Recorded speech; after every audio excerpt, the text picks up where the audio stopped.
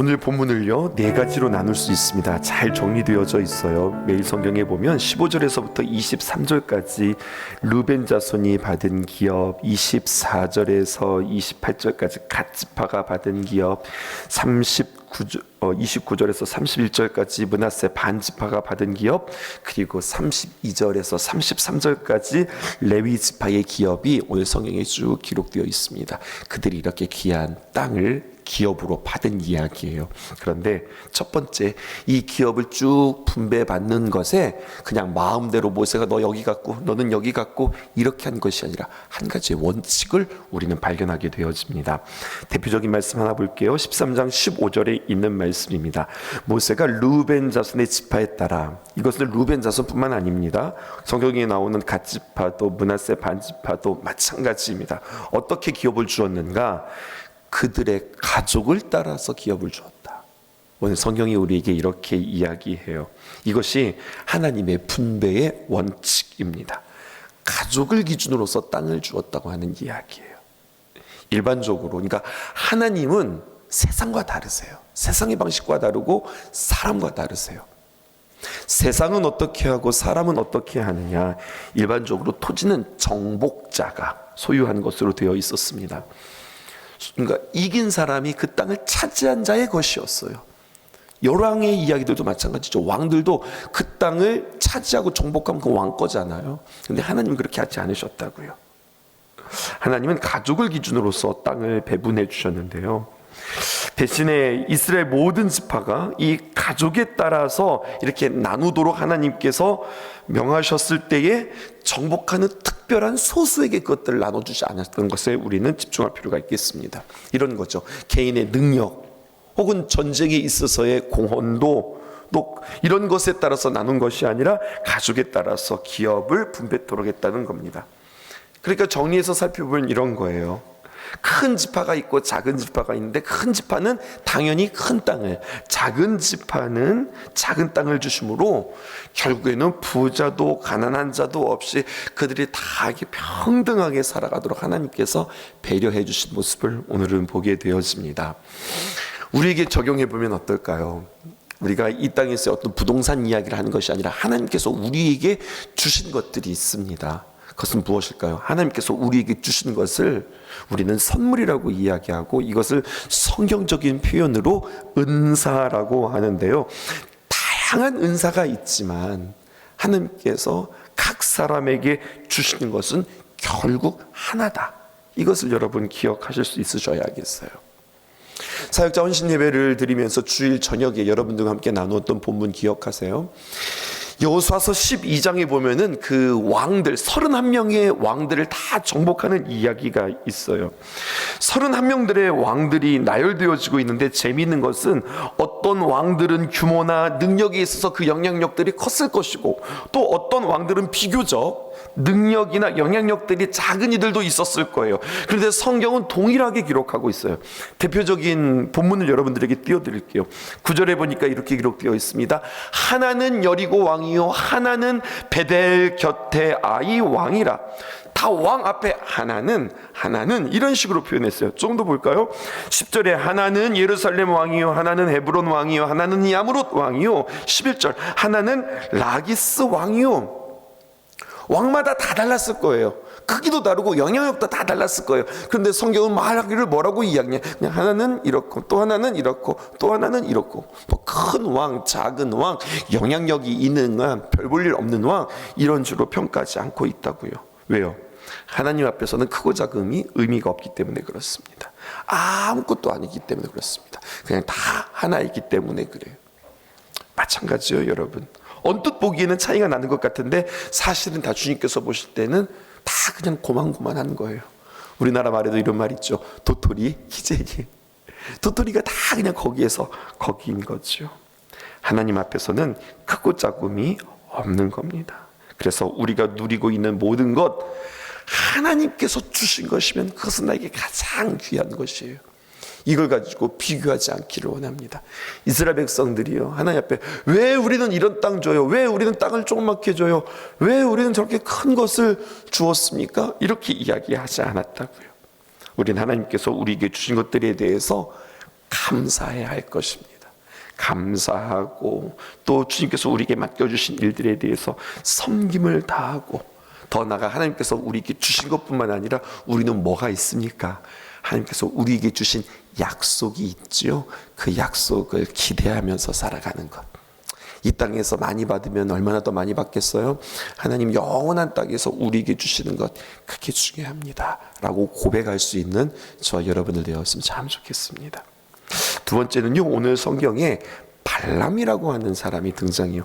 사실 오늘 내용은 특별한 내용이 없어요. 이런 내용이거든요. 그냥 각 기업에 따라서 그들이 땅을 나누어 주었다, 이 이야기가 다 끝이에요. 근데 이 이야기들이 쭉 진행되어지는데 한 사람이 등장합니다. 그게 바로 누구냐? 발람입니다. 발람의 죽음에 대해서 이야기하고 있어요. 21절은 제가, 22절은 여러분들이 읽을게요. 평지 모든 성읍과 헤스본에서 다스리던 아모리 족속의 왕 시온의 온 나라라. 모세가 시온을 그 땅에 거주하는 시온의 군주들, 곧 미디안의 귀족 에위와 레겜과 술과 훌과 레바와 함께 죽였으며, 22절입니다. 함께 읽어보십시다. 시작. 이스라엘 자손이 그들을 사륙하는 중에 부올의 아들 점술가 발람도 칼날로 죽였더라. 오늘 성경에 보면 하나님은 시온과 군주들을 죽일 때에 점술가 발람도 죽였다, 이렇게 성경은 이야기하고 있어요. 오늘 여호수아에서는요, 이 발람을 누구라고 표현하고 있냐면 점술가라고 표현하고 있어요. 그럼 하나님과 관련이 있는 사람이에요, 없는 사람이에요? 하나님과 관련 없는 것처럼 보이죠. 근데 여러분, 오늘 성경에 나와 있는 이 발람 말입니다. 발람이 다른 성경에도 기록되어져 있어요. 보세요. 모압 왕 발락은 이름이 비슷해요. 발락은 이스라엘 백성들의 가나안 정복을 진군하며 모압 근처에 진을 치는 상황에서 그들의 숫자와 힘에 두려워합니다. 그래서 발락은 유명한 발람에게, 오늘 이 발람에게 사람을 보내어서 이스라엘을 저주해라, 이렇게 요청하는 거예요. 그래서 발람이 그 말을 듣고 모압으로 가는 길에 하나님께서 그의 탐욕스러운 마음을 보시고 그의 길을 막으시지요. 어떻게 막습니까? 제일 처음에 하나님께서 천사를 보내서 그의 길을 막아요. 그런데 문제는 이 발람이 천사를 바라보지 못한다는 이야기입니다. 영의 눈이 어두워서 말입니다. 대신 누가 봅니까? 재미있는 것은요, 그가 타고 있었던 나귀가 보는 거예요. 발람이 보지 못하고 발람이 타고 있었던 나귀가 천사를 보고 3번이나 길에서 피하는 이야기가 성경에 기록되어져 있습니다. 영의 눈이 어두웠던 발람은 나귀를 때리고 혼을 내면서 이게 왜 말을 안 듣느냐 이야기하면서 막 혼낼 때에 급기야 하나님께서는 무슨 일까지 벌리시냐, 마귀랍니다. 이 나귀의 입을 열어서 이 발람과 대화를 하게 하시는 거예요. 나귀는 자신이 발람을 보려고 했음을 설명하면서 발람은 자신의 눈이 어두워진 것들을 깨닫게 되어지죠.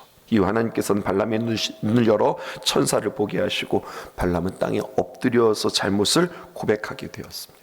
그리고 발람이 모압에 도착하자 발락은 그를 데리고서 여러 장소로 다니면서 이스라엘을 저주하도록 했어요. 그런데 발람은 이스라엘을 저주하려고 했으나 하나님께서 그의 입을 주장하시사 저주가 아니라 계속해서 축복이 나오는 거예요.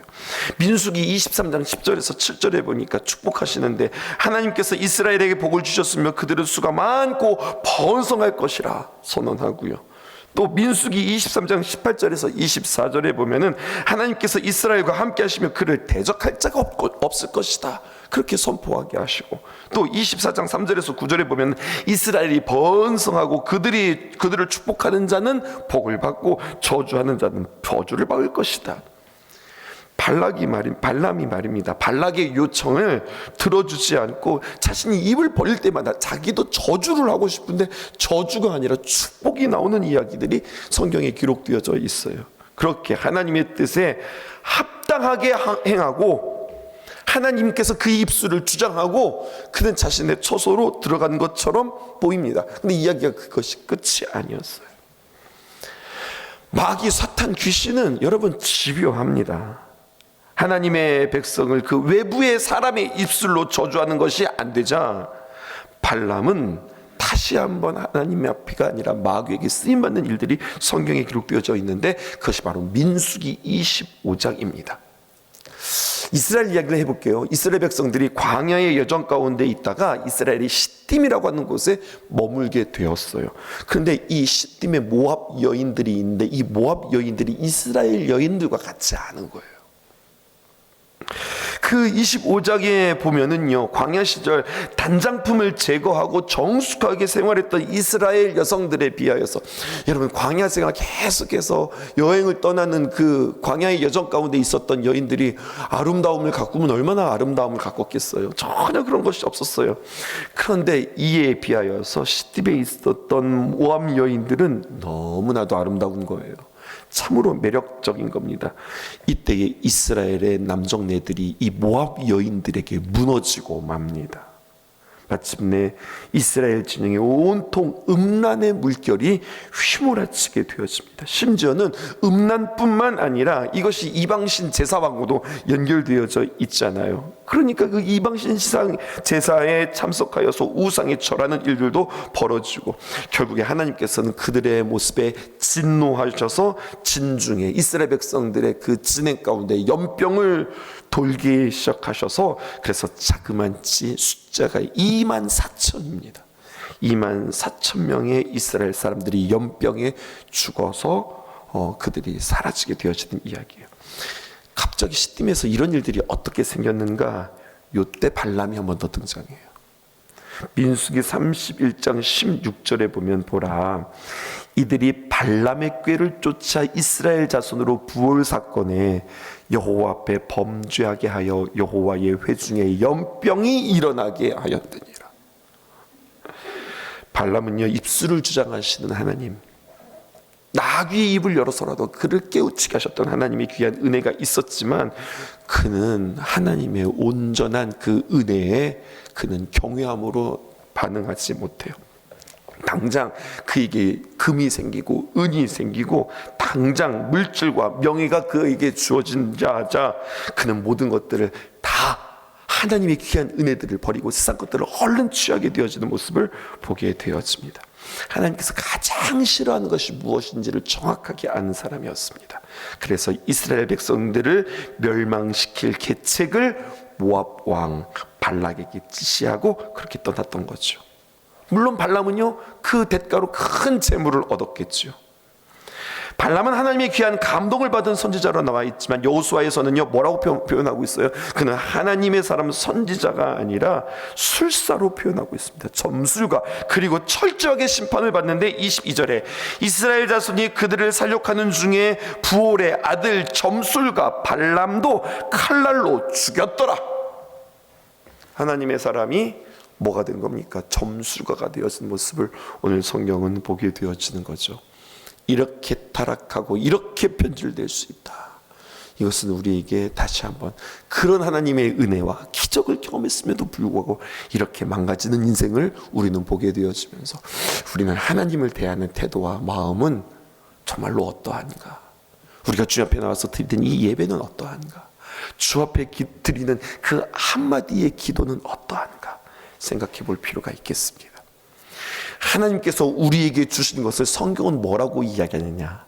땅이라고 표현하지 않고 기업이라고 표현합니다. 오늘 세 번째 이 기업을 함께 생각해 보았으면 좋겠습니다. 여호수아서 13장에서 여러분 계속해서 반복되어지는 표현 중에 하나는 기업이라고 하는 거예요. 기업이 뭘까요? 언뜻 생각하면 이게 와닿지 않는 표현인데 쉽게 생각하면 이런 겁니다. 부모나 아니면은 근친으로부터 물려받은 어떤 유산이나 재산, 이런 것들을 의미합니다. 그런데 이 기업이라고 하는 단어가 13장 6절에 처음 등장해요. 13장 6절 볼게요. 또 레바논에서부터 미스르못 마임까지 사지의 모든 주민 곧 모든 시돈 사람의 땅이라. 내가 그들을 이스라엘 자손의 앞에서 쫓아내리니 너는 내가 명령한 대로 그 땅을 이스라엘에게 분배하여 기업이 되게 하되, 뿐만 아니라 기업이 되게 하되 라고 하는 표현이요, 13장 8절 14절 그 뒤에도 계속해서 기업이라고 하는 단어들이 등장하게 되어집니다. 근데 이 기업이라고 하는 단어와 비슷한 것이 신약에서도 등장하는데요. 히브리서 11장 8절 보세요. 믿음으로 아브라함은 부르심을 받을 때에 순종하여 장래의 유업으로 받을 땅에 나아갈새. 장래의 유업이라고 표현했죠. 이 기업이 또 다른 말로 표현하면 장래의 유업입니다.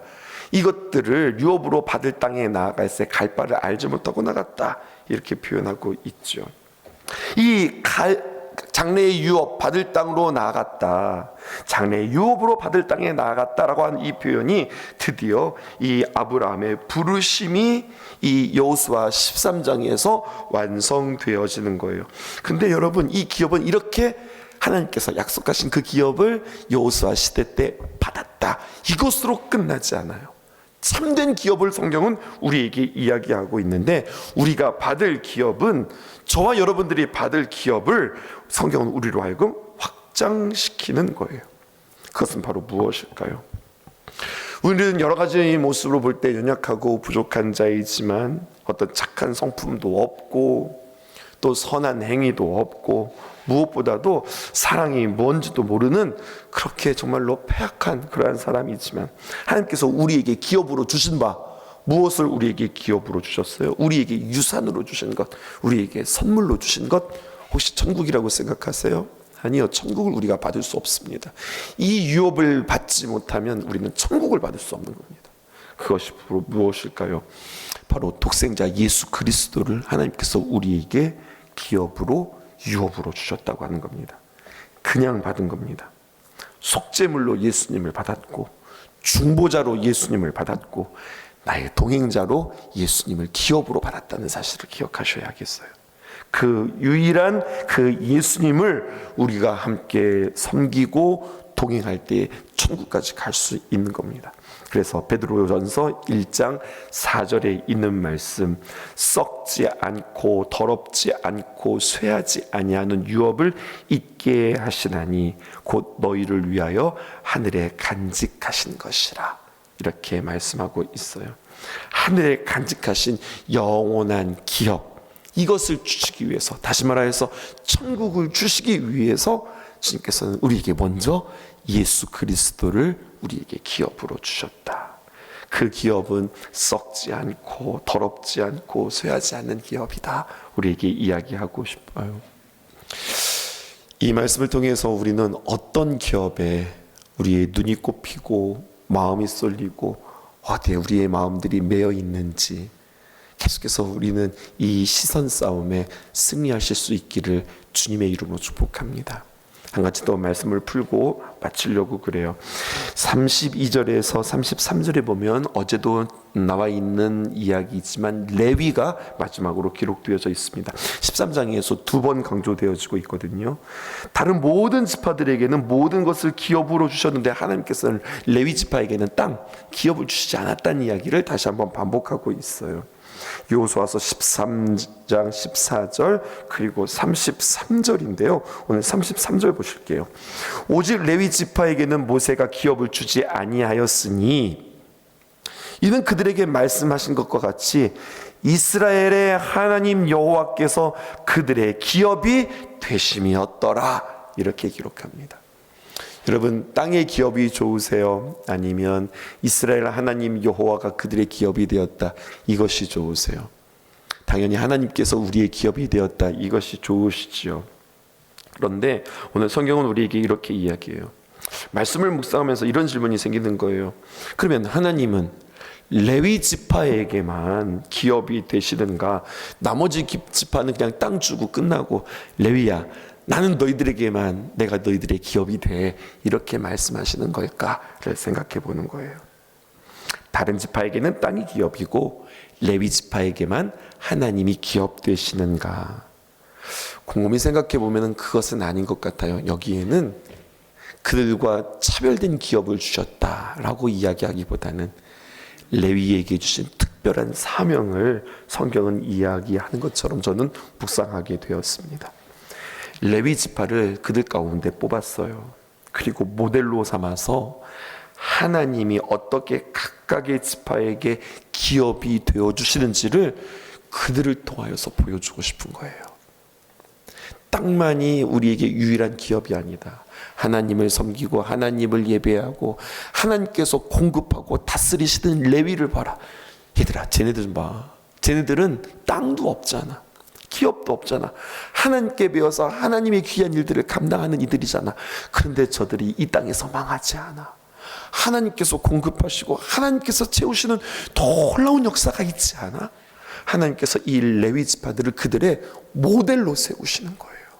그래서 공급하시는 하나님, 그들에게 복 주시는 그 하나님을 통하여서 우리는 이 땅의 기업, 육신의 이 기업이 중요한 것이 아니라 영원한 하나님의 기업이 우리에게 너무너무나 소중한 거구나. 레위 지파는 물론이고 다른 지파 모두에게 오직 하나님이 홀로 하나님이시다, 이것들을 전시할 수 있는, 가르칠 수 있는, 깨닫게 할 수 있는 하나님의 귀한 모델로 레위를 삼으셨다고 하는 겁니다. 그러므로 부귀영화와 권세를 경계하며 살아가는 삶, 하나님 앞에서 거룩한 빈자로 살아가는 삶, 이것이 바로 레위 지파의 삶이었다고 오늘 성경은 우리에게 이야기하고 있으니, 내 자신에 대해서 특별히 하나님의 귀한 사명으로 부름받은 저에게 다시 한번 이 말씀은 너무나도 도전되어지는 말씀이었습니다. 성경은 결론적으로 우리에게 무엇을 이야기하는 걸까요? 하나님이 우리의 인생의 최종 책임자가 되신다, 이것을 우리에게 말씀해 주고 계세요. 변하지 않는 기업, 흔들리지 않는 기업, 이것 놓치지 않고 살아가는 저와 여러분들 되어지기를 주님의 이름으로 축복합니다. 기도하겠습니다.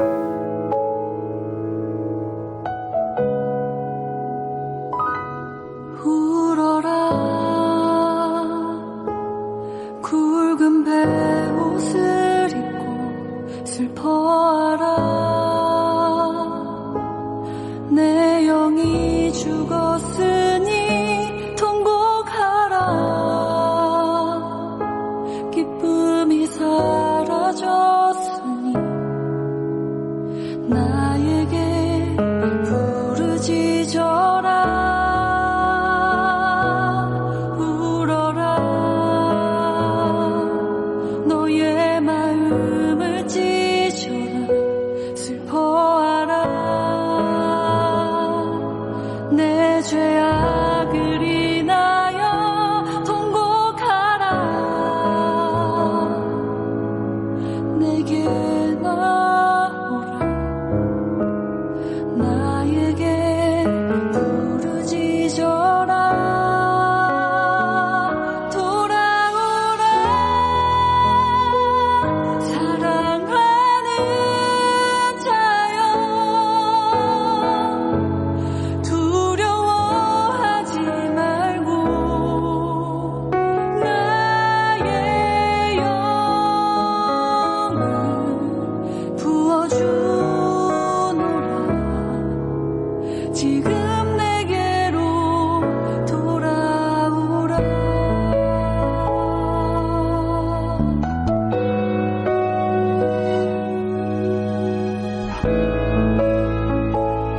우리 함께 고백하겠습니다.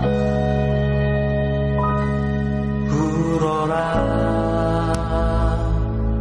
굵은 베옷을 입고 슬퍼하라. 내 영이 죽었으니 통곡하라.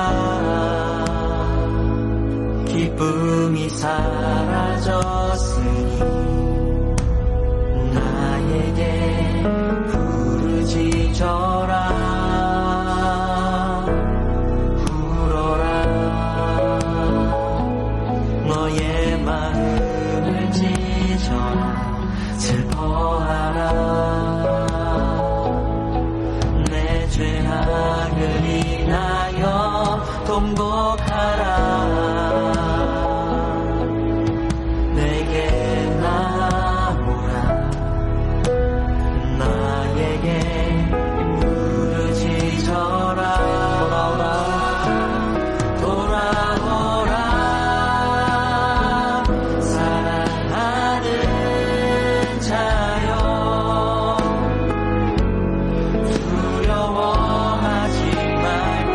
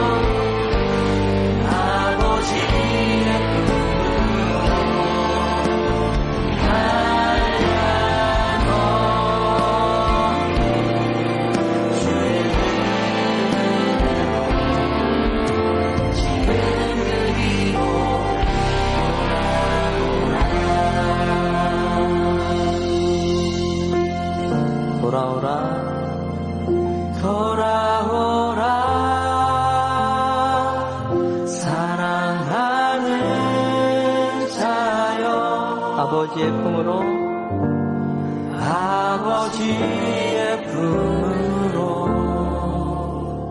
한량